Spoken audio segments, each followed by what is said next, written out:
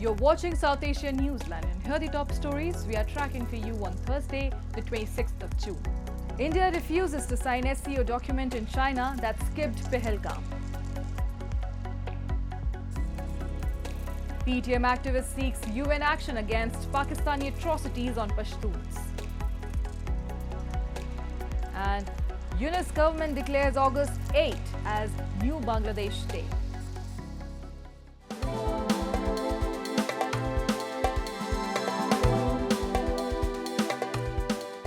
And now for all the details. India has refused to sign a joint declaration at the meeting of SCO, the Shanghai Cooperation Organization in China on Thursday, which did not have any mention of the deadly Pahalgam terror attack, but mentioned incidents in Pakistan. According to government sources, Defence Minister Rajnath Singh did not sign the SCO document as India is not satisfied with the language of the joint document. The Resistance Front, which is a proxy of Pakistan-based Lashkar-e-Taiba, claimed responsibility for the terror attack on innocent tourists in India's Pahalgam. Addressing the Defence Ministers Meeting of the SCO, Singh said that there should be no place for double standards regarding terrorism, and member countries of the bloc should not hesitate to criticize nations that indulge in such actions.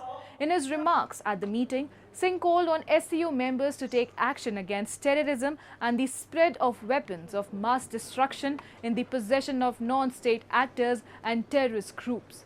India, along with China and Russia, is part of the 10-member grouping of the SCO, whose other members also include Pakistan. It is imperative that those who sponsor, nurture and utilize terrorism for their narrow and selfish ends must bear the consequences. Some countries use cross-border terrorism as an instrument of policy and provide shelter to terrorists. There should be no place for such double standards. SCO should not hesitate to criticize such nations. And the permanent representative of India to the United Nations, Parvathaneni Harish, in his statement at the annual UN Security Council Open Debate on Children and Armed Conflict, slammed Pakistan's nefarious agenda at the UNSC, calling it serial violator of child rights. Highlighting Pakistan's hypocrisy in raising the issue of Jammu and Kashmir, he added that it continues to be a grave violator in the Secretary General's report, including attacks against schools, particularly girls' schools, killing and maiming of Afghan children by shelling and airstrikes by Pakistan's armed forces. He recalled the terror attack in Pahalgam that killed 26 people. The world has not forgotten the savage targeted attacks by Pakistani and Pakistan-trained terrorists, killing 26 tourists in India's Pahalgam on the 22nd of April, he said. Noting the Security Council's April 2025 press statement, which underlined the need to hold perpetrators, organizers, financiers and sponsors of the reprehensible act accountable and bring them to justice, India accused Pakistan of attempting to deflect attention from its own human rights violations and state-sponsored cross-border terrorism.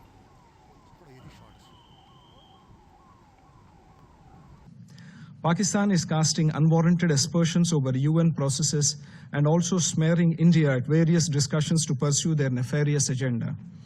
We reject this attempt by Pakistan to deflect attention from the atrocities committed against children in their country, as highlighted in the Secretary General's report, as well as their rampant cross-border terrorism.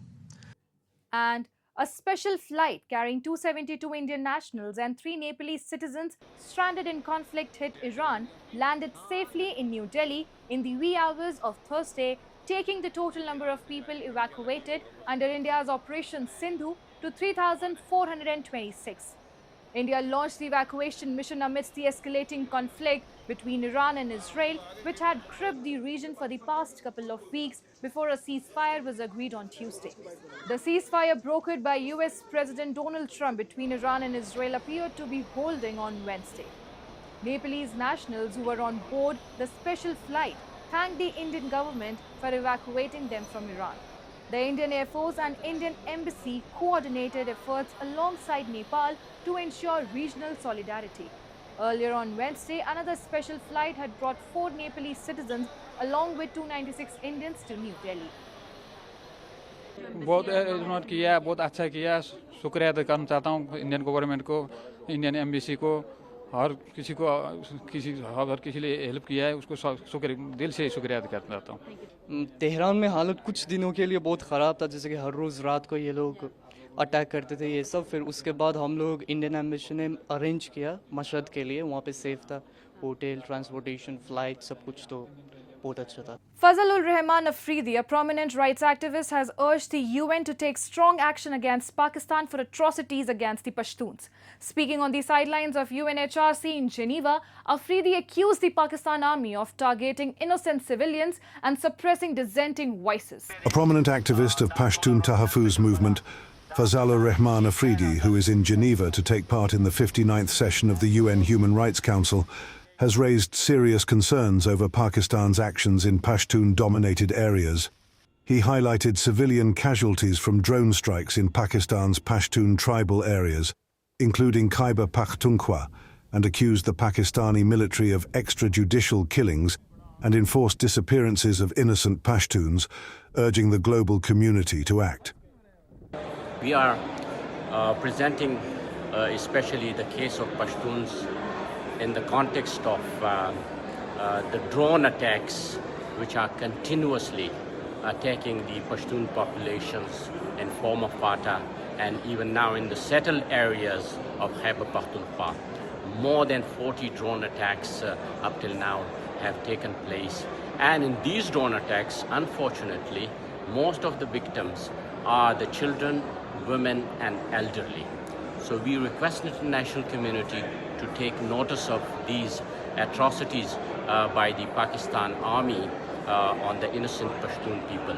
On the other side, the other human rights violations like enforced disappearances, extrajudicial killings, torture and arbitrary detention also continues. Even the mortar shellings yesterday, more than 5 people were killed by the Pakistani army. Afridi said the PTM, which advocates for Pashtun rights, has been targeted. Its leaders, including Samad Khan, Ali Wazir, and Nasir Khan, jailed and the group banned. He also criticized Pakistan's talks with the TTP and alleged exploitation of Pashtun natural resources. Even today, one forcibly disappeared person who was disappeared by the state of Pakistan 5 years ago, his body was recovered and he was extrajudicially killed by the state of Pakistan in jail. So we want to raise these issues. And on the other hand, the PTM has been banned by the state of Pakistan. The only organization which is defending the human rights of the Pashtun people is banned by the state of Pakistan. On one hand, the state of Pakistan is banning the human rights defenders, banning organizations which are raising their voice for human rights, but on the other hand, they are negotiating with the terrorist organizations. They are bringing back they have brought back the TTP to the Khyber Pakhtunkhwa, and now they together, the TTP and the Pakistani military are creating a security situation in the region. Calling it a shame for the international community to remain silent, the Pashtun activist demanded a UN-led investigation into the abuses. Moving on. Bangladesh has decided to observe August 8 as New Bangladesh Day, as this was the day Nobel laureate Muhammad Yunus was sworn in as the interim leader last year. Former PM Sheikh Hasina's government fell on August 5 last year following the student-led uprising. 3 days on, Yunus was sworn in to lead the government as chief advisor. The interim government will now observe this date every year as New Bangladesh Day, a decision that has sparked intense reactions across the country. The General Administration Division of the Cabinet issued a notification announcing the decision, local media reported.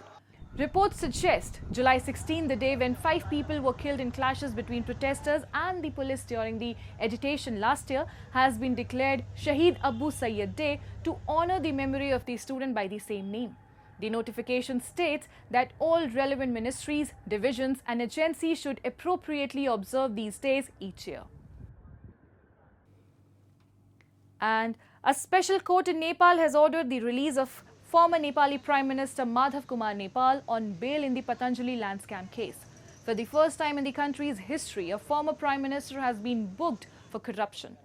In February 2010, Madhav Kumar had allegedly approved the purchase of 815 rupani of land in Banepa Kavre under the ceiling exemption for purposes including yoga centers, Ayurvedic institutes and the herbal industry.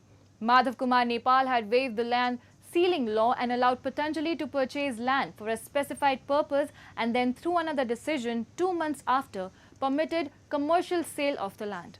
This, the anti-graft agency said, caused huge loss to the state. The anti-graft body has asked the former Premier to pay Rs 186 million for the loss. Moving on. The Axiom 4's launch sent out waves of inspiration and motivation, particularly among young science enthusiasts in India on Wednesday. After the launch, a student expressed her ambition to become a world contributor like her idol, astronaut and Group Captain Shubhanshu Shukla.